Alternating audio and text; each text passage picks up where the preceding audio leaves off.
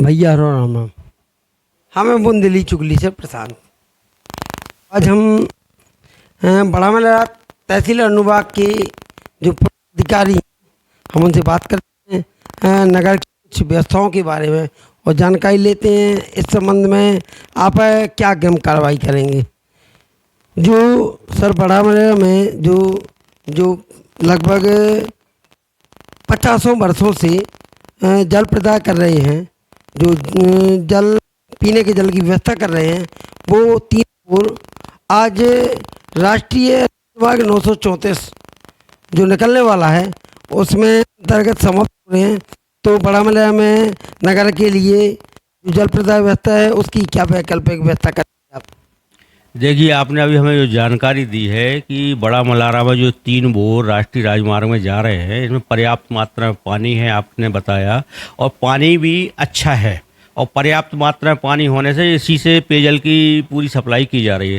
तो इस संबंध में नगर पालिका के सीएमओ से पूरी जानकारी लेंगे और विधिवत नगर पंचायत का प्रस्ताव प्राप्त करके कलेक्टर महोदय को इस आशय के साथ हम भेजेंगे कि यदि उन बोरों को अगर बचाया जा सकता है और उसके ऊपर अगर ओवरब्रिज का कोई प्लान ऐसा बनता है तो उससे क्या है, बोर भी बचे रहेंगे और हमारा राष्ट्रीय राजमार्ग का निर्माण कार्य भी पूर्ण हो जाएगा।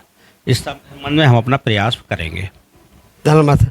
हम ये बोल रहे सर कि बड़ा मलरा में जो एक घुवारा तिराहे पर कई वर्षों से एक शमशान घाट की भूमि थी, जहाँ पर नगर पंचायत में कुछ वर्ष पहले निर्माण भी किया था, जहाँ पर नगर के लगभग आधे नगर के लोग मृत्यु पश्चात जलाए जाते थे। तो उसके लिए आप अब अन्य लोगों को जो जलते हैं उनको क्या वैकल्पिक व्यवस्था करवाएंगे सर?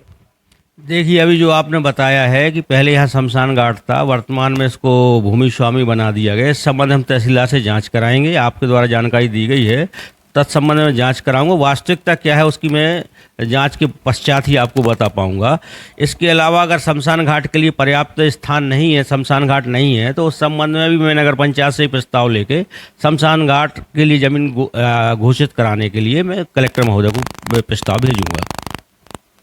एक समस्या और है, जो हमारे बड़ा मलरा में लगभग 6 छात्रावास संचालित हैं, उनमें से अधिकतर जो छात्रावास है उनमें कई अव्यवस्थाएं हैं।